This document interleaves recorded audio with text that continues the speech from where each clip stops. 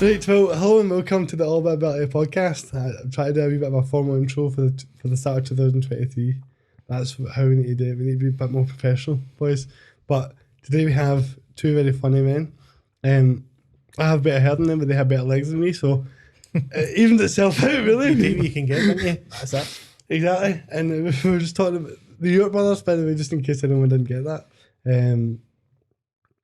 I was just talking about how I spent my morning watching two different podcasts with the two of you on it, and it's funny how you're like, usually you watch other podcasts and you get information on what you can ask somebody and that, and you're just like, I'll watch it and I'll go, what did I just watch here for like the past 3 hours? Like, what? Like, see the bit where you were sitting versus the two mobsters and that was hilarious, man. I was actually dying the first time. That was Evan's idea when we were on Riley's gaff, wasn't it, Sean? You dress up as because that was we were away in America in the summer.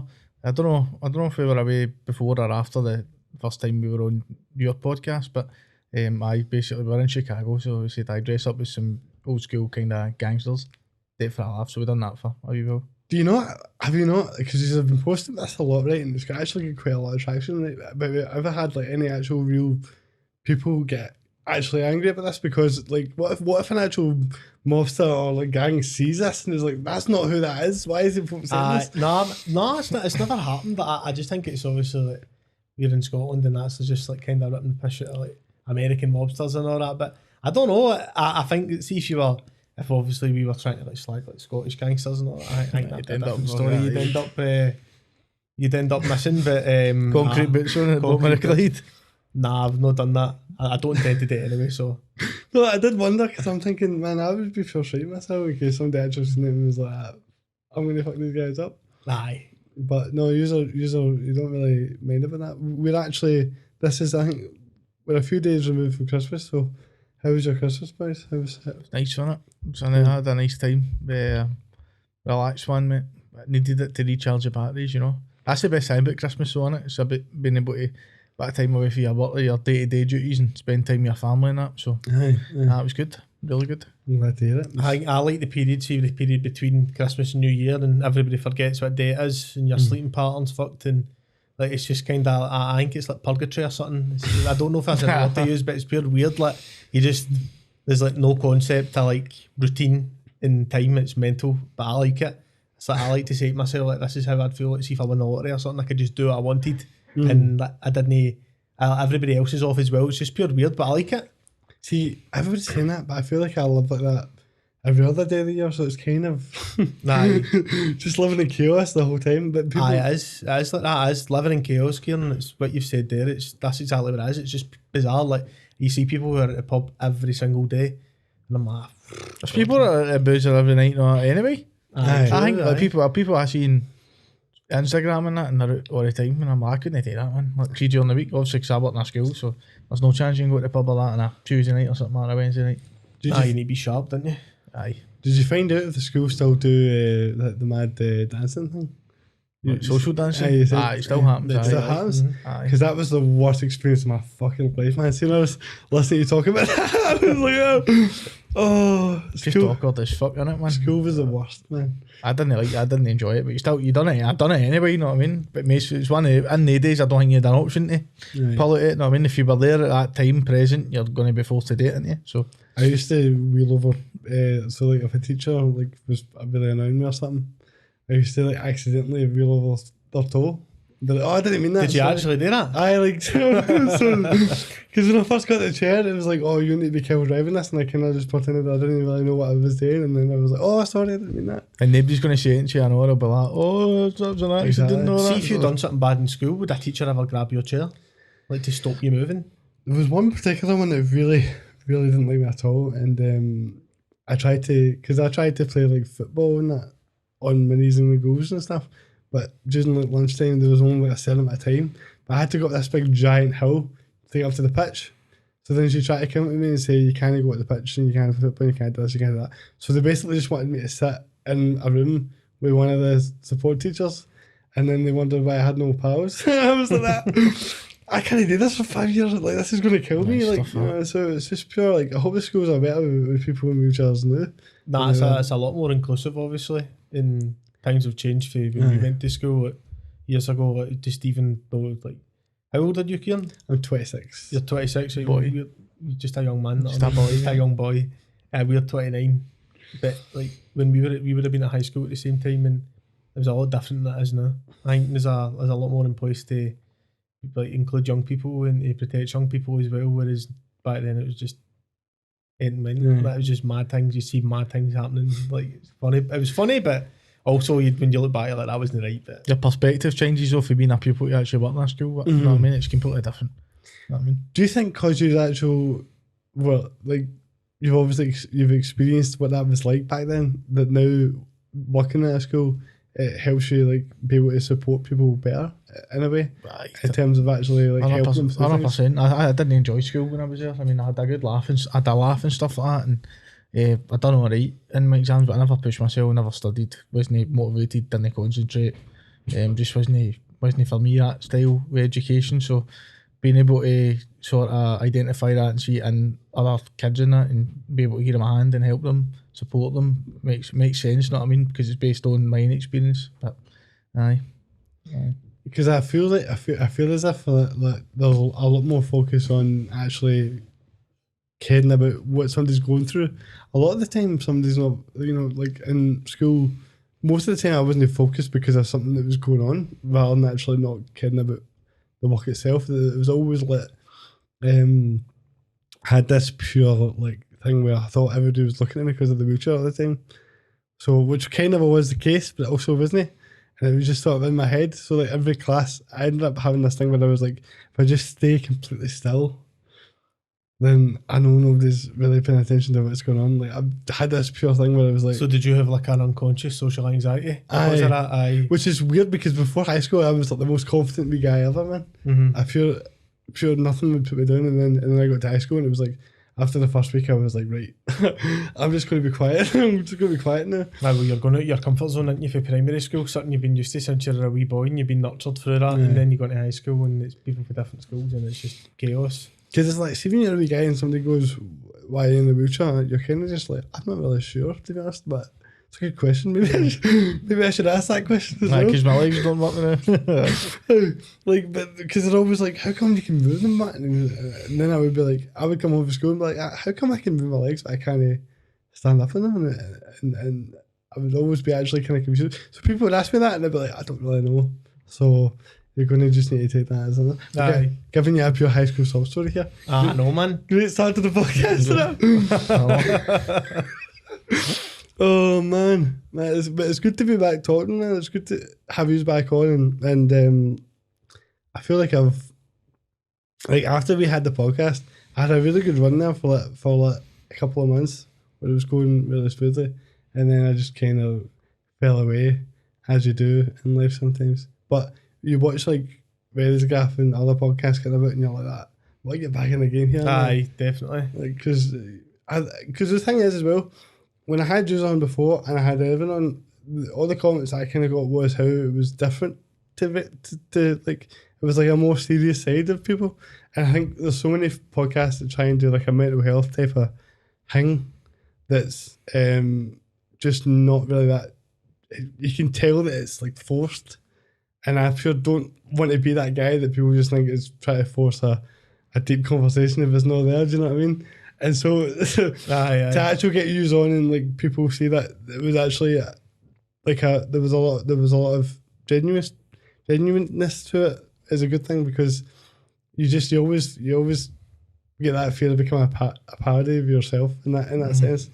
There's too many, do you know what I mean? Like you sit me a gun on the table, right, Sean and Ben? Tell me about your first mental health problem. Exactly. Like I can't remember what podcast it was I watched ages ago, right? But somebody had like somebody with like cancer or something, man, and they were just like asking these really, really personal questions, like what's it like to just something you just wouldn't ask somebody, like what. I think it was something. It's kind of like, what's it like to bleed out your arse in the morning or something like that. He actually said that, and I was like, mate, that's a pure outrageous. Brutal, mate. So it is. That's a pure outrageous You question. think you wouldn't even need to ask that question, because you would know how bad that would be for that person. Mate, you're just doing it obviously for entertainment value, essentially. Like, mate, it's like try to get those clicks in it, And when you're focused on those clicks, it's not good. It's not going to be. It's no natural, is it? You're just if you're chasing something all the time, it's not going to be. That's not the best way to go about it. I don't think if you're chasing something, you want it to be natural. Well, that's it. I think we live in that world where that's why it's so hard to tell who's being real and who's not. Because who's like most of the time it is about the YouTube clicks and all that for folk, and then you're like, well, you can't tell which part of this actually means anything to you or not, or whether I'm just some sort of person. Do you know what I mean? Like it's different if you're kind of actually attempting to have a conversation with somebody and then going into different topics in it. But then you can tell when it's pure forced into one direction or the other. And I've been doing this for like 2 years now, just about, almost, it feels like, on and off. And see from like my time meeting other podcasters and that, you just get a sense of people that are in it for the wrong reasons. But you get that in every walk of life, I guess. Of course, everyone wants to be successful in what they're doing, like with arts and that. Like if you're making sketches or stand-up comedy, or if you've got a podcast, like I think that it just depends where you're in the journey of it. Like you'll get people who, before they're doing it for their first podcast, see it as a way to boost their ego and to lead on to fame and fortune or whatever. There's no problem with that, right? They're not causing any harm. Or you get people like yourself who just want to have interesting conversations with people and just speak to people with different backgrounds, different jobs, different areas, and that's fine as well. But I don't know. But where you said with the authenticity aspect, I think if you're in it just for yourself, it's kind of, it doesn't shine off as well, does it? Well, that's like even if you, I think, see, even if that isn't if your goal is for that kind of views and fame or whatever, the best way of actually getting that in the first place is to be real anyway. So like, I find that the more that you try and channel what your passion is, the more you get success out of that, because people can feel that, they can tell. Like, you know, I think there's so much made of the section of people online that are just like mind-numbingly stupid. But there's the majority of people aren't like that. They'll watch a podcast and they'll be able to tell if you're being real or not. And if you're not, then they'll take your stress for that. Do you know what I mean? And that's... Well, the comment section always humbles you, doesn't it? I think that's another thing I know. Like, there's a pure obsession with growth in this society, and it's all about bettering yourself constantly, having to achieve goals, having to strive towards these targets. And a lot of these targets are unrealistic for me. Do you know what I mean? It's like constant. So that's mad growth mindset. Like, sure, these folk up here sharing mad stories, they're like fucking Andrew Tate and fucking all the mad billionaire, trillionaire. I seen one, the trillionaire mindset and all that. I'm like, come on, man. Come on. And the thing is, trillionaires and billionaires are, you know, are evil. Do you know what I mean? They shouldn't. Capitalists, aren't they, man? It's just, that's what they are. It's just, that's in our culture now. It's like it's like Americanism. It's like following what they do with this American dream, that you go there and you're poor and you work as hard as you can and you make as much money as you can for you and your family. It's not for anyone else. It's just for you and your family. And that's what it's like now. It's like if you want to hustle, you need to hustle to get these motors and hussies and whatever. But just depends what you're interested in. Some people, that's defines their personality, like just materialism and that. But not for me personally, you know what I mean? It's always, see, to be fair, the more money you get in your bank account, the more comfortable your life is. That's just the country we live in. But nah, man, that's what Sean said. Like, you get all these wee guys that are buying into like Andrew Tate and all these other assholes. Who else is I hate him, man, with a passion. Well, is that, you seen that guy, that Samuel Leeds or something he's called? Oh, my seen him? fucking god, man. No, what's to do with him? Pure evil He's guy, an absolute mate. wanker, man, Evil isn't he? capitalist, mate. Right, so there's a couple of things to pick up on now. I want to talk about Andrew Tate a wee bit, because I've got some thoughts on that as well. But you were just... Actually, one of the things I heard from the podcast you done was you were talking about how, like, so you just mentioned that sort of idea of like the American dream and all that, right? And then when you were in America, you're like realising how bad it is over there. Like, if you don't have money, you're just basically fucked.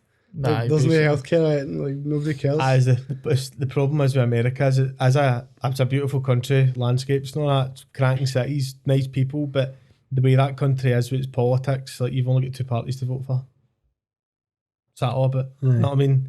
And again, it's like the poverty gap between rich and poor is absolutely massive. The middle man. class and the riches though, like, so we're saying like, oh, it's a disgrace how you need to pay for healthcare and all that, but the people at the top will want that gap. They'll want that gap. The health market over there is a huge multi-billion market. Know what I mean? It's a financial gain for people at the top if people are having to pay insurance for healthcare. Do you know what I mean? And it separates the rich and the poor, and the gap's massive over there.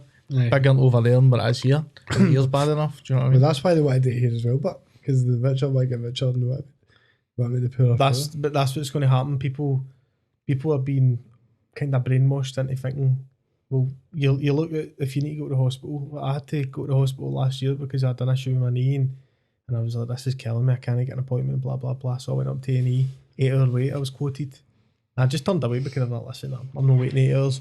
But people are like wait times for ambulances. People are just going to start saying now that, know what? Let's just go private. Then you go private. You go with like Bupa, and they go to Ross Hall or something like that, and you get an appointment like that with a good doctor. No, this is better. It's actually worth paying for. Know what? You're paying money. You're getting better service than you would with the NHS, but it's fundamentally wrong that you're put in a position where you need to do that to get seen to by a medical professional, and that's no detrimental to anyone that works for the NHS, doctors, nurses, staff and all that. They're all working as hard as they can. It's a position that the government's left the NHS in because it's underfunded, and that's the way it's going to go now, and it's going to feed into the hands of the Tories or these people who've got shares in private medical companies, pharmaceuticals, things like that. 100%, mate. Do you know what infuriates me about this kind of discussion as well, though, right? Is everything you just said that from a human standpoint is correct, right? Yeah. People listen to this and be like, that's a pure left-sided view or something. And I'm like, who cares? What does that even mean? What does left and right even mean anymore? Like the whole just opinions, isn't it? Really, just opinions. But it's like that. Shouldn't that be? Isn't the idea that we should try and help people and have healthcare be a basic human right? Aye. Shouldn't that be like an overall viewpoint? People have the mindset though. It's like, well, I've worked hard for something and I've now got it. Why should I have to consider other people? I should just focus on myself. It's kind of like the independence referendum. I think we touched on it in the last podcast, but a lot of people never voted for it because it maybe have suited the country and the greater good, but didn't suit their immediate circumstances of their family, and that's why they never done it. So it's kind of like that mindset. Well, if it benefits me, I'll do it, even if it's not the right thing for the greater good. Do you know what I mean? And it's so. I mean, I just think that like that, like a response somebody would have to like this kind of discussion would be like, well, rather than trying to actually, they can't logically say that that's a bad thing to say, so they'll be like, well, they'll just try and politicize it and be like, well, that's leaning to this side or that side, and I'm always like, what does that even mean though? All I'm, because it's like, why do you care what side is what? See, this is another thing that's been taken from American politics and incorporated into British politics is left and right. I know obviously that it does exist. You've got a political scale there, a far right, far left, in the middle, and people like to align themselves to bits of that. I would say, if you were to ask me, to be honest, I'm left wing. Not, I mean, I'm not a communist, but so there's more socialist than that. But I don't know. I've got a different opinion, different things, Kieran. But like when it comes to arguments like that, everyone's going to have different opinions on it. And know what? Fair play to you. I'm not gonna disregard your opinion just because it's different from mine. Everybody's entitled to their own opinion. So it's just, I just find it fucking frustrating sometimes. You're like that. That's aye. People ask me if I'm left or right, and I'm like, I'm just on the side that should be helping people. You're just that far right. Far right. So even it's like coming in for your work or something like that. It's like sometimes I don't want to watch the news. I can't be asked to engage in my head in politics, which is maybe an ignorant thing to say, but it's just it's that much an absolute shit show in this country. It's negative. It's just bad news all the time. You know, I don't really don't want to expose myself with that all the time. Mate, it's all just trying to divide people. That's what it is. It's divide and conquer. It's constantly. Aye, and it will never change. Rather than trying. But this is a really positive conversation. Mate, I know. Very dark. Very negative. Like, again, do you people click on this like, oh, the Europe husband, this be funny? We're starting talking about the state of the NHS and all that, British politics. But no, good on the strikers. And to switch to a more positive topic, Andrew Tate. Great guy. You mentioned him a couple of times now, and I think one of the thoughts I had when you first said about how people just kind of, you see it where it's like, it's about them rather than about when you were describing the whole idea of in America about how they're more focused on themselves rather than the actual group of the community. I thought that the best example of that for me was COVID and how COVID just amplified selfishness in a way, because like people were just like, this isn't real, and then like, I had pals that were like dying in that. They couldn't actually leave the house for a full year, and then you see on Twitter like vaccines are fake and this is not real. And you're like, you just don't. But what's happened to us, man? But you're listening to a guy like Andrew Tate, and you're like, I can't believe he's got like. Did you see what happened to him at the Greta Thunberg? Aye, that man Jerry's Pizza thing. No, that it's funny, wasn't it? That the Greta Thunberg. Fair play to her for actually responding to that. I think it's quite funny, and she's absolutely leathered him with the comeback. And he posted that video, and I think that's how the Romanian authorities managed to track his location because he was eating a pizza with a Romanian address on it and that. And that's funny. I just think he's a pure embarrassment to a guy. I just think he's dangerous. I know. Obviously, he's been arrested for human trafficking allegations or something like that, which could be true or false. But see the influence he's having on children and that, like young men particularly, it's bad. You know what I mean? And let's face it, the guy's a misogynist. Do you know what I mean? With the stuff he said, he's a terrible role model. Aye. And the thing is that I think misogynist has almost been polite in a way, because it's like it's more than that. It's not just misogyny. It's like he's against, like I've seen like anti-feminists and misogynists, but it's like it's just, it doesn't even look at people, whether you're a woman or a man, as people. It's like objects of how you can just treat people like shit and still be successful. That's essentially what his whole thing is. Did you see that? But see, the thing is, did you not see he wrote on his Twitter or something? He said, or made a video or something like that, and he said that, like, if you read books, you're an idiot. You're wasting time. And I'm like, what are you talking about? Full of shit, man. He said he converted to Islam, and then he was on a private jet a couple of days later drinking alcohol. You know what I mean? It's just, this is the problem, but is that the biggest thing about this is that young men are believing what he's saying. That's the issue. Like, see, the thing is, you need to look at who are his target audience, who are the people that are buying into this, right? Who are the people that support him the most? They're people that are absolutely nothing like Andrew Tate. They just want to be Andrew Tate. These are the people who are rich and successful and have a lot of money and things people like that. It's your incel community. It's your incel community. It's a Scottish Virgin community. It's a English Virgin community. It's a big community. It's vulnerable people. Maybe people that have no got enough about them to make up their own mind about things, and they just see, he seems sound. But I just think that's just kind of, I don't want to say I'm bullying the man here, but I think he's just the way he fucking speaks and sounds, I'm like, look at this mad fucking doofus. You know what I mean? See if you heard somebody talking like that in Glasgow, no doubt somebody in the pub would say, who's this wanker? Andrew Tate. Also like Andrew Tate, man, he's like pure. Can't talk like him. I would be like pure, I own like 11 Bugattis. He's like, got this American, Scottish 30 like, cars, 30 English cigars. accent. I'm a trained fighter, trained to kill. I hate women. He's just like Andrew Tate. So weird, isn't it? That was a shite impression, but like, it's hard to impersonate a guy like that. For a guy that his whole sort of gimmick is old-fashioned sort of masculinity, he doesn't come across very masculine to me, does he? It's like, he's always wearing these blue jackets and pure skinny jeans and that, talking about how you can get all these women, and like that. But do you know? It's just all of it is just like mind-blowing to me. You're watching the guy and you're like, that tweet you're talking about you shouldn't read books. I get like 400,000 likes, and I'm just thinking 400. That's not like a small amount of people. It's a lot of people liking that. 400,000. And like, it's weird because I've seen like Shun Nuff, like obviously we're having a discussion about Andrew Tate and what it's up to. But then somebody said, well, if you actually dislike Andrew Tate that much, we shouldn't give him a platform, we shouldn't talk about him. But it's not as easy as that, is it? Well, it's in the media and it's everywhere you go. You've actually known in the fucking street. You can't just pretend that he's not there doing these things. He is, but but that's like saying, imagine like nobody like tried to oppose what Hitler was saying. Just let him continue what he was.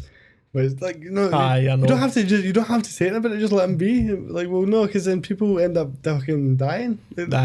Like, and that seems, right now that seems like a pure, in people's head, don't listen to that, like, don't exaggerate things, right? But see if somebody says this amount of stuff, there's going to be men that think it's okay to treat women that way and rape them and abuse them and all these things because Andrew Tate said it was alright. Aye, Do you know what I mean? it's a possessive aspect over women. That's his thing. Like He definitely was a VO in high school till they was 100%, man.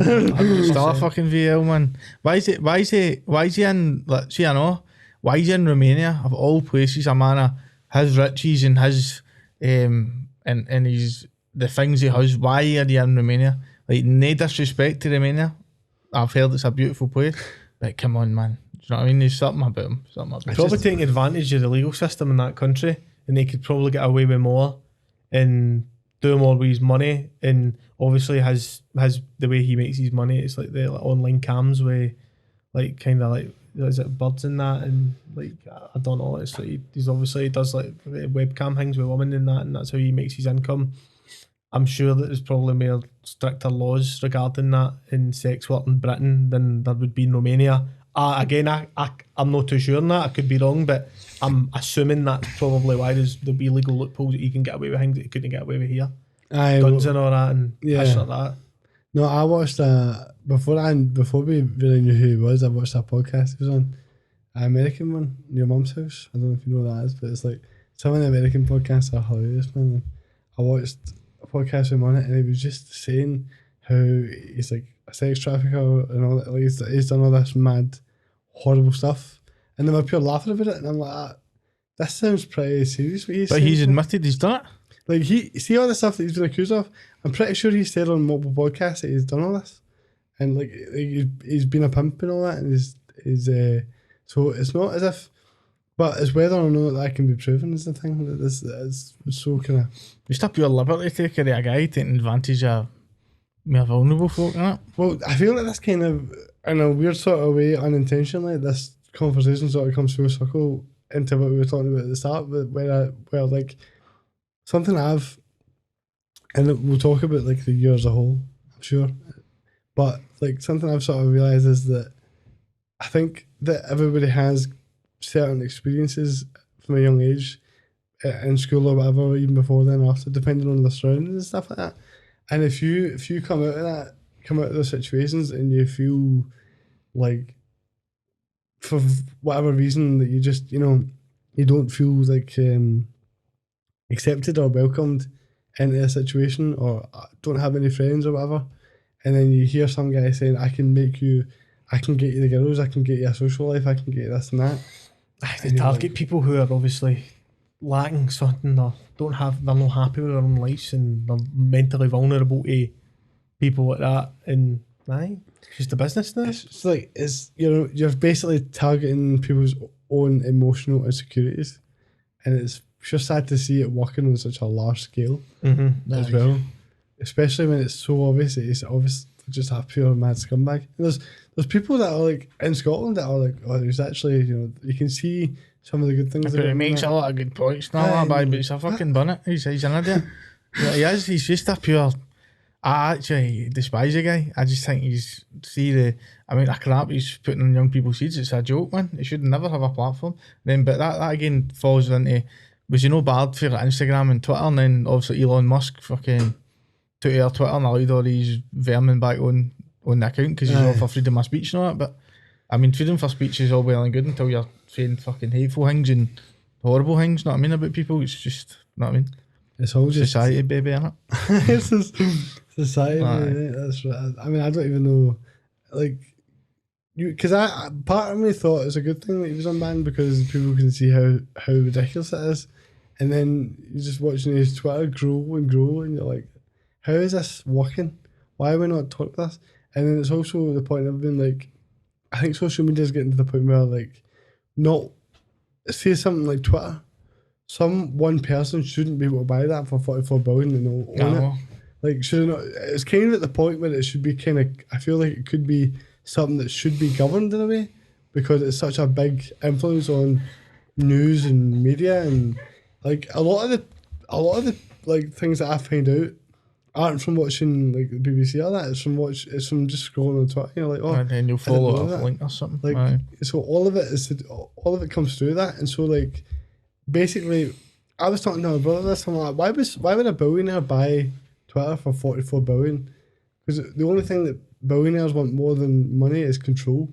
Media, there's media control and things like that. Like the amount of lies that can be spread in social media, and people are more inclined to go on Twitter than to buy a newspaper or go on a news website or watch a news on the telly. And it's power. If everybody, like how many Twitter accounts there will be? There'll be millions of Twitter accounts. So makes sense, doesn't it? If you've got a lot of money, we should go and hunt them down, man. We should go hunt down Elon Musk and Andrew Tate. I just think that's honestly. Get him on the podcast. No, see Elon Musk, right? There's no doubting the man's intellect. He probably is an incredibly intelligent guy, and he's got great ideas like his wee electric motors and all that, and his wee spaceships and things like that. But I don't know, man. Like, why do people think he's cool, man? It's a mad weird Money, boy. that, but again, you could, if Came somebody's from a rich family. You know success is in this society, success is measured with the amount of finances that you have. So if you've got billions, people are going to say, "Oh, he's a cool guy." You know what I mean? He's a billionaire. You know what I mean? But it's all like exactly that. There's nothing that's actually. But it comes back to that. See how I was saying about how like people are always obsessed with this idea of growth.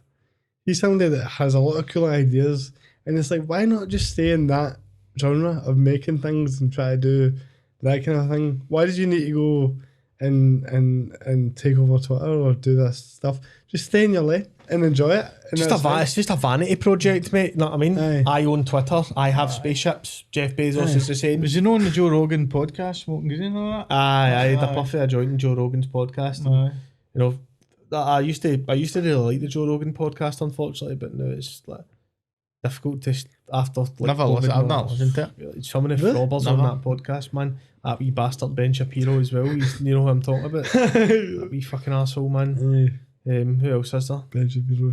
I just dicks for that, man. Like, There's so many comedians on there as well that are just not funny. There's so many unfunny comedians that I now know because of Joe Rogan's podcast, and you're like, fucking, I mean, they're terrible. Like Ari Shaffir, man, he's just so unfunny. Ari Shaffir, I know who he is, but I've never listened to his podcast. You ever seen Joe Rogan do stand up? Yeah, I struggle to, No, my cup of tea. I'll just say I struggle to laugh at at. See stand-ups, genuinely, I struggle to actually laugh. Saying that, I went to see a comedy night and I thought it was good, really good. That Susie McCabe was on it. She was so funny, man. She was quality. Man. She's very good. Don't know her or anything like that. I don't hear brilliant, it, man. Is she? Aye. Yeah, not in person, but it was through the pandemic era. She is really funny, to be fair. She was hilarious, man, brilliant. The other guys up as well, they were good. They were really good. Like, I think the comedy scene in Glasgow right now is quite good. There's a lot of good young guys come through, women as well. And that's brilliant, man. Dan Connell's class as well. Aye, Darren is good, man. He's very funny.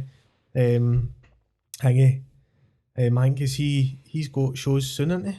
Or had shows recently on a tour or something like that. He went on a tour, but I think there was a bit of he had to reschedule some things, but I'm sure he's got some big plans for 2023. I think he'll come back on at some point next year, so I'll find out and let you know. Aye.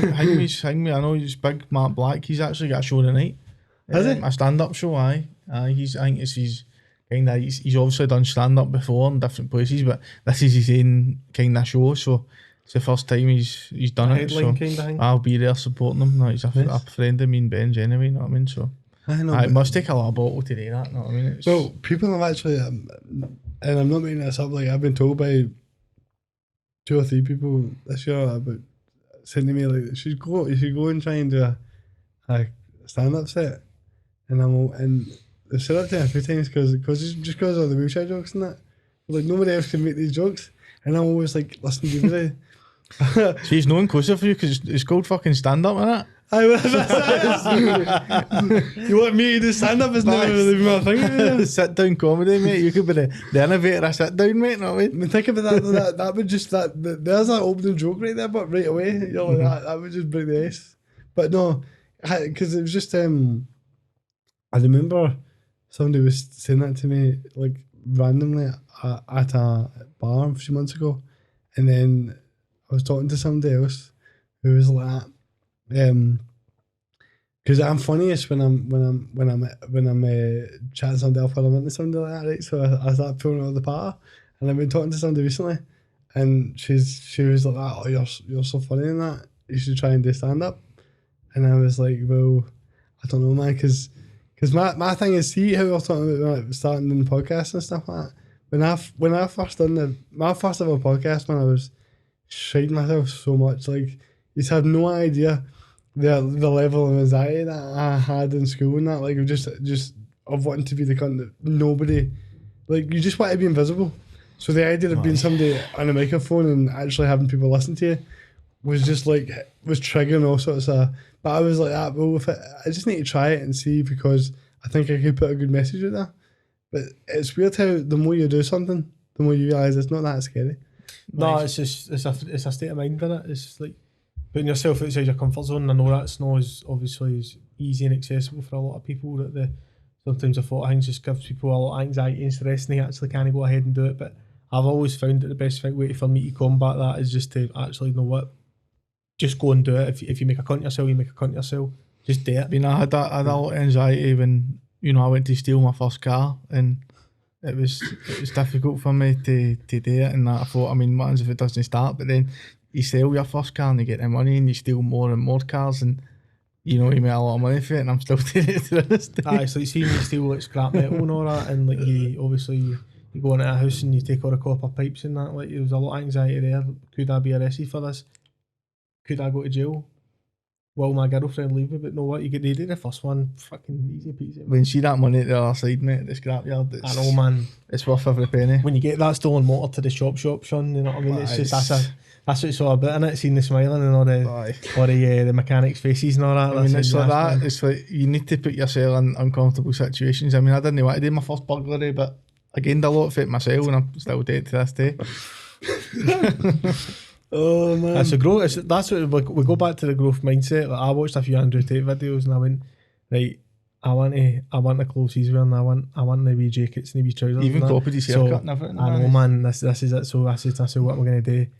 I'm just going to start robbing houses, right? Because that's an easy way to do it. So just going into pensioners' houses and just, I mean, while they're sleeping, just taking a telly, like, just taking their hands on that. I mean, and just that. I mean, I didn't even make it. See, to be fair, if you make a mess, it's fine. I mean, they've got insurance that will deal with all that to clean up for them. But you just need to steal what you can, can't you, Sean? It's cool to be the bad guy nowadays, isn't it? I know, mate, there's enough people out there being bad. I know, stealing motors. This is how I feel every time I'm drinking and driving this wheelchair, because you feel that you're doing something wrong. Aye, man. Not I mean, but you're not doing it wrong, mate. Not I mean, like, it's just like you can either drink drive or you can't drink drive.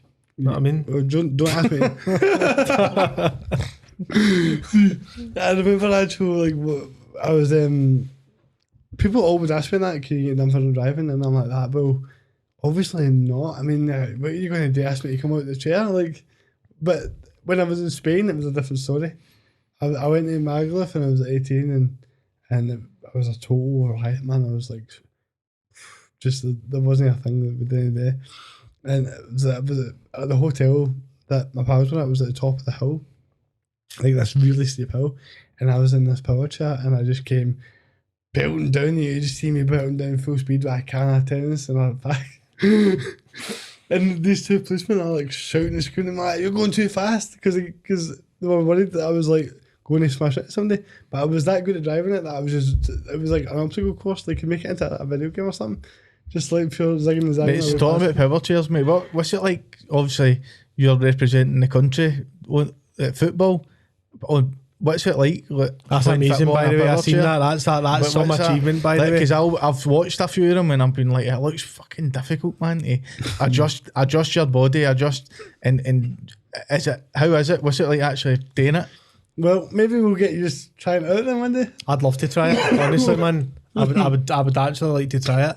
I would cheat on that. I think, mate, I'd be like scooping the ball. Oh, you can't even do that. That's. I mean, you get. Is there a referee and all that in that? Well, like, yeah. It's well regulated, well, not. Well, it's first of all, thank you for that. But also, once you get me started in Premier football, it's a dangerous topic. I wish we could pull these clips up because I haven't prepared enough for this. But there was I scored a few really good goals, man. So I wish I could pull them all in there. But basically, well, I've been playing it since like 2012 or something, probably before then. A while, man. And at first it was like dodgems, like all the chairs were dead slow and we just all crash into each other. But now you've got these sports chairs that are like going at 10k, is the maximum speed. So what it is, it's like 4 a side, right? Did I talk about this before? Or No, really, no. I've just obviously seen it. people that listen to this podcast regularly be like, oh, fuck's sake, you're just playing the rules to this game again. Why he's fucking hell." talking about it again? But it's a 4 a side game, right? It's quite similar to like 5 a sides on its 4 side and a basketball kind of size court hall. But there's like only really 2 different rules to it, which are, 2 main different rules to it, which are like, it's a 2v1 rule, right? So if I had the ball like coming towards the 2 you and the 2 you when the wheelchair's coming towards me, 2 you, then I would get a free kick for that because only one of you can't. So like, So you can't like jump, Like, just a block. you can't bash into you or anything like that. everybody needs to be 3 meters apart. 3 or 5, 3 meters apart, right? So like it forces us all to be spaced out, so you have to pass the ball. Or do you have your own position, basically? Aye. So like you have basically traditionally you have 3 different positions, which is you can be the middle player, the wide player, or the goalie. So what it kind of is you have a goalie, and then it's like a triangle shape, Right. because it makes it have it where you need to have everybody in space. So like if we all go towards each other, then it's going to be the other team's just going to get free kicks all the time. So only one player that's defending can defend unless you're in the box. So it's kind of it just makes it look like more of a proper game of football, and people ping it around in the triangle, and the middle player's kind of like it's kind of like the attacking midfielder as well as the defender. Like it's all like you basically have one player for the whole of the midfield, and then but you can do it properly if people know how to manage the distance and that. But does the ball ever bounce up on the surface and that? No, it's not really. I was wondering if you scored a wee header or something like that. Well, it did happen before, but you can't score headers. Obviously, it's just not fair. But the whole idea of it is like once you see the ball passing and moving and that, it's the same as like regular football. And you're saying that like what's it like playing for Scotland and that? It's like it's a hard feeling to describe. And we got to the final of a European tournament in August there. We went to Geneva to play Belgium, Italy, Spain, Germany, Austria, Switzerland, and I'm forgetting what the team I think, but it was a pure crazy experiences, and it was like the top 4 teams.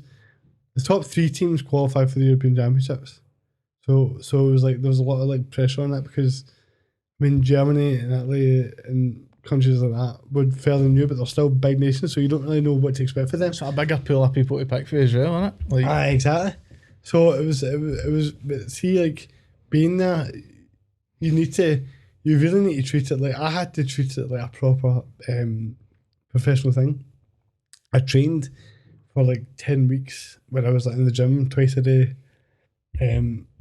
every single day.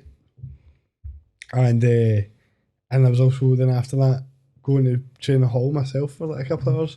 So like for like 10 weeks or so, it was just relentless. Intense. And people think that's I like talking about that because people think it's like you just turn up and have a laugh and that. I was treating this like fuck it. This was very, very important and very serious, and I don't think people realise how serious we take it. You know, but it's good.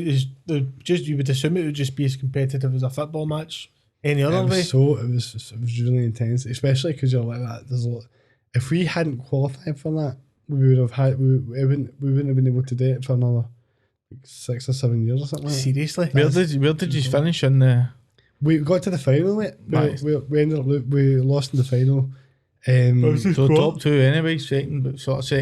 That's a great achievement in itself. And there was a kind of a turning point because basically the way that it was ranked is that it was like a round robin table, so everybody plays everybody, and the top 3 are the top 3, but then you have like the 4th place second and 1st place third for the semis, and then that kind of a thing. Aye. And we had a kind of day where it was like. Well, we'd been doing all right to this point, but it got to this game against Germany, and we had a day where we played Germany and Italy. We knew if we won both those games, we'd basically qualified for the Euros, and we went 1-0 down against Germany. And I was on the bench at the time, and I'd been on the bench in the game before against Spain. We drew 0-0 the day before, so the cap was kind of, there's a lot of tension going on, right? And this is and so we were 1-0 down, and they brought me on, and I scored a hat-trick. Did you? Eh? I mean, Class, man. That's amazing. It's such an incredible thing to tell people because it's like such a Pure game changer, man. Super sub. Mate, it was. Man, Kyogo Burns here, man. Know what I mean? I want to show you this video actually because it was like the best thing ever, mate. It's like, we'll try and pull it up to the actual thing if I send it to Paul in time. But there's my mum just pure took this video and was screaming on it, and it was like. Was the crowds decent in that at the games? Or decent audience? Like we had like people singing Scotland songs and all that, and it was class, man. Let me see if I can find this. Pure tooting my own horn here, but it was like, I was thinking about it the other day, and I was like, I can't believe that actually happened, man. That was surreal. But watch out for the start, unmute it, and get a wee. Right.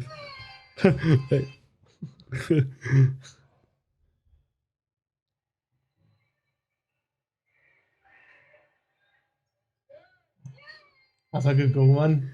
Decent, eh? I worked on that for ages as well, man. See, that is with your body position as well. See, having to like, be in a position to hit that cleanly. Yeah. People have no idea how long that takes to get good at that. And see as that ball's coming to you, and you realise, like, see, this is something that's interesting, is that basically the more you do it, you realise that when you're watching sports, you're thinking, oh, what's going through their head? But as the ball's coming to you, you're not thinking about that moment of what it means. You're just thinking about, I need to just try and hit this the way that I know I can hit it. And then right after you do it, like, see as soon as the ball went into the goal, I was like, I can't believe I did that. Aye, I know, man. It's like a unnatural instinct, innit? A wee bit with skill and instinct. We'll get you doing it, but I think I'm glad you brought it up because it's one of those things where people don't realise how much technical ability you need to have to actually be able to do this stuff. Because the angle, it's all in the angles to get. Like, it takes so long, but people think they can just jump in a chair and they'll be good at it right away, and it's not the case. Right, you need a lot of time and effort to actually get to that standard. You know what I mean? Right. I actually started my own team recently there for this season just now, and I had been at my old team Clyde for like 10 years, and then I kind of realised how there was a lot of players that weren't going to play this season. And I was kind of looking around and just seeing a lot of unhappy faces, and I was getting to the point where I'm at a level now where, you know, I've captained Scotland and all that, and I kind of see that as I'm sort of I like to think I'm one of the leaders of the game, I feel like, because I have to be, because with anything in life there's always going to be people with bad intentions and things like that, so you'd be surprised the amount of politics that can be involved in this kind of thing. But sports teams people will throw each other under the bus, and mate, you have no mad, man. I mean, people look at a sport like that and like very wholesome and that, and it's great, but there's so I remembered how important it was to me to have that kind of. Basically, I was at a point where I was at a level of ability where I could take people that maybe weren't getting the chance and just giving them enjoyment of it again. So I created this team with players that were kind of going to give it up, and it's we partnered up with FC United. It was they're a suicide prevention. I've heard them. You heard it? That's what we're using their ships and that, and the fact that it was for like in partnership with like something that was to do with suicide prevention, and a lot of the players in the team have had their own experiences of losing people and things like that, so it was just very. Makes sense, doesn't it? I was like, it's been see going to training every week and just playing is one thing, but see having to actually coach the sessions and run the whole thing, it's been a whole different kind of side. But that comes back to what we're talking about, how people are like so focused on themselves, and I could have just been completely focused on myself and just said, because I was playing one of the best teams who I knew would be challenging for like titles and that. But I've won it all. I've already won it all, and I was just seeing. I remember the last trophy that we won when we won the Scottish Cup, and it was always fun to win things. But you're looking around and you're just seeing unhappy faces, and you're like, why are people not enjoying this? Because it's just been the same way for so long. and I knew that if I had went and made my own team, it would change the kind of dynamics of it all. And just seeing, I love the game itself, but seeing the change in their life and the way that it's worth more than any doing it. It's unbelievable. It really is. It's unbelievable. Like, it's genuinely helped me a lot throughout this kind of time in my life, because they were so they'll come up to you and they'll just be like, I'm like, this is helping me so much, and I've had like parents come up to me and just talk about how they're seeing it change their son in a way that they'd never seen before, and all that, and you're like, wow, I didn't realise it was having that kind of, and you realise how we all focus on doing these big things, but really if you actually just focused on your own wee kind of corner of the world and try and help people that way, then that will spread in its own sense. Aye, that's it, man. You know what I mean? I think there's nothing better than life and helping other people, and you need to start off for yourself, don't you? Well, I feel like I've talked about myself a lot here, like especially shagging more and ass people. Your like podcast, mate. I know, mate. It's your podcast, your rules. Well, it's not the big bear house or whatever. Our bear's the big blue house. No, aye, man. Great days. Great days. So we're coming to the end of the year, and it begs your kind of stereotypical podcast kind of questions of what we get any particular 2022 highlights or opposite of that, where you're like, I never want to think about that again. I've had a good year, mate, to be honest. Ups and downs, but my downs were getting injuries and stuff like that, and having to get an operation and all this. And Can't be a fucking rubber, man. Aye, I know, mate. Fuck's sake, aye. No, I know what it feels to be in the fucking hospital, you know what I mean? I broke my wrist and that, and I had to get surgery in my hip, and then done my ankle ligaments and that. Just fucking stupid playing football and that. But apart from that, it was a good year, really good year. Aye. No, I just find it funny, like, apart from breaking half my body, it was a pretty good year. It was, mate. It was just a pure, probably see, to be honest, probably the happiest I've ever been this year. Great year. Great time, man. You know what I mean? It was an alright year for me as well. I'm pretty happy in that. It's good, just enjoying my life and my work and this and that, the next thing, holidays and things. But I don't think in 2022 I don't think we achieved as much as we would have wanted to, comedy wise, sketch wise, and our plan is to make that change next year. But there's been a lot of things in the way. I mean, the COVID recovery, I'm going to use that as an excuse, right, for being a lazy bastard. But that's probably the only thing that I'm a wee bit disappointed that I didn't take advantage of last year. But you know what? New year, new me, mate. We didn't before. And a lot of people say, oh, but how are we knowing if MD knows us? It'll be through Bears in the Big Blue House, or different wee sketches, videos that we've done, or the Instagram page or whatever. But we've not actually pushed ourselves this year as hard as what we should have. But obviously we've got a lot of stuff going on. Both of us have got girlfriends, we've got full-time jobs. Too much, folks. Listen, mate, it's better half before him, you know what I mean? But aye, it's one of the ones next year I want to push myself a bit more and get more comedy things done. We've actually got something lined up that we're going to hopefully get done January, February, finished, which will be really good. So that'll be the first of hopefully a few things next year, and getting back out there and we'll tell you about it off camera. Off camera, top secret obviously, but it'll be good. The high-rise flat stuff as well. People have been talking about wanting that to come back, so hopefully. Aye, that was it's kind of similar to that, but it's no. It's like we've got me, Ben, Paul Dock, and Big Reese Milne has said that we're going to do a bit of filming together. Not to forget Conor Riley, the man behind the camera. He's a guy. Conor's a dead interesting guy. He'd be somebody that'd be good for this podcast. He's well interesting, man. So many good stories working with the BBC and filming different celebrities and just being involved in mad life experiences that people like us wouldn't have been involved in. I mean, meeting Billy Connolly and all this, but aye, hopefully we can push ourselves a bit more and get some more stuff out next year. It's not always about that. It's all about having a good time and being happy, isn't it? That is, aye, guys, yeah.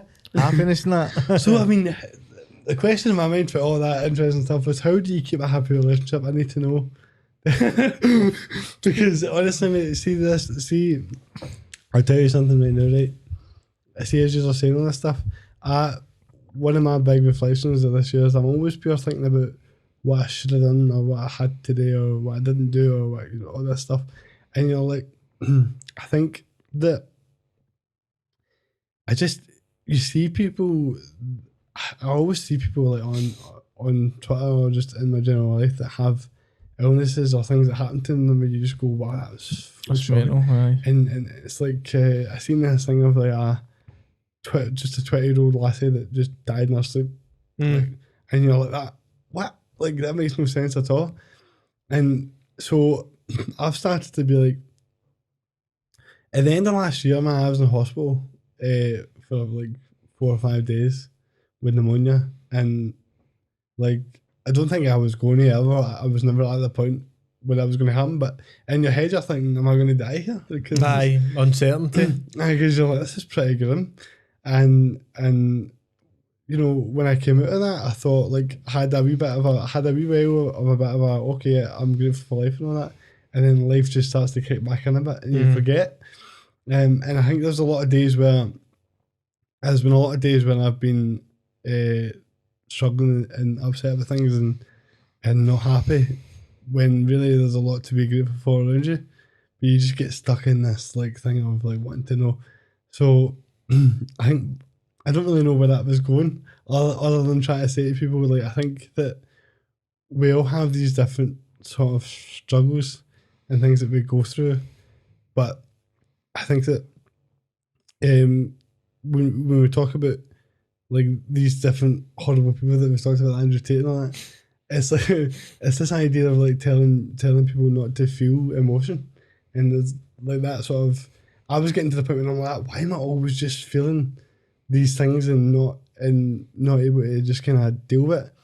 But I think that's part of the problem, is you think in your head, I'm supposed to just deal with this rather than just feeling it and let yourself be upset about something and like process it in a healthy manner. I think different stages of your life, you feel different emotion. You feel more emotional and maybe you're less in control of your thoughts or whatever, and you're less in control of your emotions. But it's not necessarily a bad thing. It's just circumstances in your life at that time can lead you to feel a certain way. I mean, I think that you can't ever be too harsh in the way you feel. You know what I mean? I mean, obviously there'll be times in your life, and it's happened to probably everyone else around this table, you've been like, why the fuck do I feel the way I feel now? But when you're in a good headspace, I always reflect. I'm like, well, that was the reason there, that and that. You can actually identify things that were making you feel like that. Do you know what I mean? But I think the main thing today is just be yourself and be a good person, and then things tend to fall into place. You know what I mean? That's one step at a time. Rome wasn't built I've never been good at that, but that's the problem. No, ask Andrew Tate, mate. He'll help you. I know, man. Listen, just message him on that. Listen, right to him in the jail. Just buy a Bugatti, mate. I got a big motor on that. Steal a Bugatti, and that'll make you happy. I'll steal one for you. I would feel happy with a Bugatti, to be fair. If anyone wants to steal one for me, let me know. I know, mate. We'll get that sorted for you. Everything has a price nowadays, mate. I know. Listen, we'll talk about that off camera. We know a lot of notable car thieves that will sort you out. I mean, it's like, not to get too deep on you in that, but it's just like, I just think that, like, see, even just the last few years have been so strange, haven't they? From the pandemic and all that. Big time. Like, fucking mental, man. Do you have any idea how much? I was just thinking about this, like, there's absolutely no way that I would be sitting here if COVID didn't happen. Like, it changed the whole direction of my life. I managed to save up a lot of money to buy a flat when it was COVID. I was staying with my parents and that, and just saved up a lot of cash. And that was an opportunity that again, if the pandemic didn't happen, would I have been out the house that quickly and things like that. But you know what? You're dealt a set of cards and you play your hand, didn't you? You just need to get on with it. Puff the hair, push. Exactly. That's it, mate. No, I mean, it's mate, you're the kind of guy that fucking says something like that. Aye, mate, listen. You're always hitting it with the fucking Listen, mate, doesn't matter the cards, and what hand the cards are dealt with, so about how you play them, baby, you know. Mate, I've heard you say that about fucking 40 times, mate. You didn't take that one very well, but we'll move on for that point. I don't take any form of criticism. We'll move on for that point. Just kidding. Constructive criticism, we'll take it to chin. At the end of the day, you don't need legs when you've got arms. That's it, mate. That's it. But no, it's just I'm all over the place today, man. I'm so under the fair. It's not even funny. But no, it's just like I'm trying to think about what to say about what the way this year's been, and it's just been such chaos for me, man. I have no idea like how mental it's been. But it's just been a wee bit of organised chaos, I think, man. Like I've listened, I'm in control, I know what I'm doing, I've got my structure there and everything, but again, it's just a bit mental. It's just trying to, obviously, if you're going for that period like 2 years and you're locked up, and then like, there you go and sort yourself out in your lap. You know what? I think that's what's like, because I've done podcasts here where I've opened up on a lot of things, and I think that there's a part of you that feels a wee bit ashamed about that, in the sense of like, so I did a podcast with like Dan Connell at the start of this year, sorry, and it was like I opened up on how I was feeling in the hospital, and everything got everything got a bit emotional in the room, like Paul and Lindsay and that it was all just everybody could just feel something, and I remember being like, right, I want to just kick on for you. So when you open up like that to people and they know what you've been through and you tell them, and then you're like that, well, from this point on you want to be kind of consistent to show them you're alright, and then something else happens, but now people know what's happening with you, so you feel that kind of, now that you've already openly said it all, and then you're going through this stuff again. But I think basically for me it was like a case of, you go through life and you don't have any time to stop, and then a pandemic happens where all you have to do is sit and think about stuff. It's think about everybody just thinks about themselves and all. That's it. You're isolated, your thoughts. You know what I mean? And it's like I think it's been 3 years, but I'm literally getting to the point at the end of this year where I'm going, right, I think I might have figured out what my triggers are and what works for me and what doesn't. So that, to me, when you're talking about next year and or the goals you have and that, like, I'm looking at next year and going, right, there's nothing that I haven't, like, anything that I go through that I feel something from in a bad way, I've already experienced that. I know what it feels like. I know what it is. So it's about being aware of that and being able to like say to yourself, right, I know how to handle this. I don't need to react the same way I did before because I know what this emotion is, and let's just like acknowledge it and then push forward and be that, do what you want to do. Like, I want to be consistent. Like, I've always said, like, this kind of podcast, I feel like it could be something really positive for a lot of people, and it already is. Like, I'll get people to DM me and that, and you forget how, you know, there's people actually listening to this. Yeah, no, man. Unfortunately, there's people listening to this podcast. It's like, and you're like, wow, I didn't realise that you were actually taking that from that. And you go, if I actually applied myself 100%, I know that I could get to the level that I want to be at. And in terms of reaching people and making something of myself. And it's just like, but I think so many folks just like sort of suppress their own emotions, and like I've been caught in this 50-50 way of wanting to express them, but also not really sure at what point it's like, at what point you always feel like my birthday was on the bonfire night, right? And I'm 26, and I was like, man, and you're kind of talking to yourself a wee bit, and you're going, can't I believe I've not figured this out yet? Do you know what I mean? You're still a boy, mate. Like, fucking, you're right, mate. Know what I mean? Like, 26, takes a long time. I don't really think there's anyone out there who has figured it out. Or they are, they're talking shite and they're lying, but you don't have that, man, completed life. Your life's completed when you die, man. Know what I mean? Like, it's just about just trying to navigate your day to day. I live my life very much day to day. Know what I mean? And I think that it's always good to follow a plan. I get that. I mean, booking holidays and make sure you get time to attend events and all this kind of thing. But I think if you live your life day to day and manage your day, it's much easier and much more achievable, isn't it? That's definitely, I think, a lot like a big trap that people fall into is like, you're so focused on the goals that you have that you forget about what you're doing that day, and how that day, like today, the present is the only day that is the only way that you're ever going to get anywhere that you want to go, by doing what you need to do today. I know. See, the thing is, I think with that, like, if you're making the right positive choices and doing things on a daily basis, it's like a domino effect, having to fall into place for you. It's just about having like consistency and just making sure that you're following up upon what you want to actually do. But if you've got this big pie in the sky goal, there's no problem with that. Like, know what I mean? Like, if you reach for the stars, know what I mean? Just try as hard as you want. I'll walk one day, mate. I know, mate. I believe in that, mate. We'll take you up to Elon Musk and he'll do some mad. You ever done that hot water therapy, bro? I heard that, bro. Aye, Sean's been telling I'm Scotland's first advocate for what hot water therapy Well, no water, fucking hot water therapy, brother. Listen, mate, boil the kettles in the morning, get it into a bath, dive into the bath, mate, and then you'll feel some feelings you've not felt for in your life, mate. Do you know, I never, before you said that, and before you spoke about that on that podcast, I never realised that was how Michael Jackson changed colour. Mental. But hot water therapy? Hot water therapy, yeah, you were saying. He put boiled kettle hot water on his face and it just changed his whole complexion. Didn't you realise that? That's a secret for the stars, mate. I'm speaking about it on as biggest platforms I can speak on. Telling everybody about it. Oh man, hot water therapy. Never tried it. Mate, I'm telling you, try it, mate, and you'll be running. I'm telling you. I'll be jumping in the bath for sure. I'm saying that, I just want to clarify to anyone that I don't actually want to walk and I have no interest in it. Like, people always say to me all the time, if you could go back to the start, right, and you could walk a bit less. I'm like, well, see, to be honest, I have no idea. I actually feel like being in a wheelchair is one of the reasons why I'm not a total dick, man.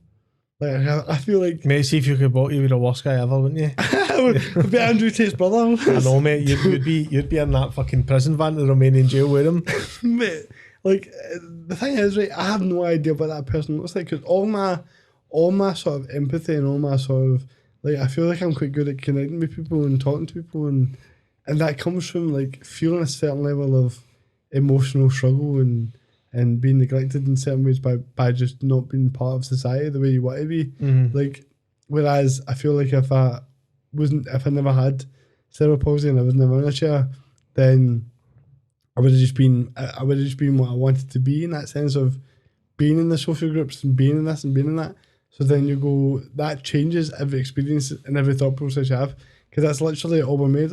Everything you think and everything we talk about is all based on what you've experienced in your life. Mm-hmm. So if you change every single scenario of that, then you're changing who you are as a person fundamentally. Fuck no, man. Do you know what I mean? It's You know what I mean? No, man. It makes you... Your experience in your life, it makes you who you are. It's the foundation that make up what you are as a human being, but regardless if it's a negative or positive experience, but it's just about trying to allowing it to embrace what's happened to you in a positive way. Do you know what I mean? Trying to be positive about it. Walking's too mainstream anyway, man. I know, mate, you need the alternative way, But but so boring. know what, man, I just, the way I see it is just try to have a laugh. So the main question here is, how did the two of you have girlfriends again? Is it just through being funny? Mate, what our parents done was they introduced us to our cousins, and Right. that was it. I mean, I always knew you were Rangers fans. hey, come on. We joke, man. Hangy. Oh. Big game next week, but big Well, game. what are you thinking about that? You going? I don't know. What, Old Firm game? That's Glasgow the Glasgow Derby one. Celtic dad just went off their seats. You know, mate, I'll be getting cancelled now. Potentially going, maybe, don't know yet, but need to wait and see. But I think Celtic win. I think. Have you seen the face on that? I'll man? take a draw now. I'm very pessimistic. Nah, we need, Really? you need to. Take a draw. I think they look horrendous, to be fair, but see, to be honest, they need to win. So, I mean, at the end of the day, Pressure's on them, man. I'm going to say up something else instead of Rangers, because I might be Rangers fans that actually listen to this. And I'll say that, objectively speaking, some of the things that Michael Beals came out and said about how they should only be 3 points behind, you're just talking nonsense, mate. Why are you speaking such shit already? Like, I don't know, mate. It's like, they're so... Anyway, I won't get into that too much. The point is, it should be a good game, and I'd probably take a draw as well, because they need to win, don't they? So We take a draw. I'm taking a win there, mate. I think that they're there for the taking big time. I think they're vulnerable. Mate, I think they're obviously scraping and they're getting wins. Well, no 3-0 wins, not exactly scraping wins, but they've struggled against like Hibs and Aberdeen, and they've managed to get over the line. So fair dues to them for that. But I think Celtic's a different animal in it altogether. So it just depends on if we turn up, really. I think. Aye. And then, but it's it will be interesting, because some of the results. I mean, their squad is like just about as injured as I am at this point. It's like I don't know what's going on We've with got a that. few injuries. We've got a fairly fit squad, but you know what I mean. I think it's hard, like when you go to a stadium and there's a very small minority of your fans in there, and the referees, you know what I mean, probably going to favour the home team. Aye. Tends to happen, doesn't But Parnos we'll out on you. I know, mate. And check the referees, mate, in this country. Just overall, they're not good enough. The VAR's no really. Nah, it's Scottish. It's making things worse, probably. But Yeah. we'll wait and see, man. Next week, we'll wait. Aye, we'll see. We'll see what happens. I mean, hopefully it's like you say though. Like if they're not good in the first place, it's almost like VAR gives them more time to think about it and makes it worse, rather than just if they're going to be shite, just let them be shite.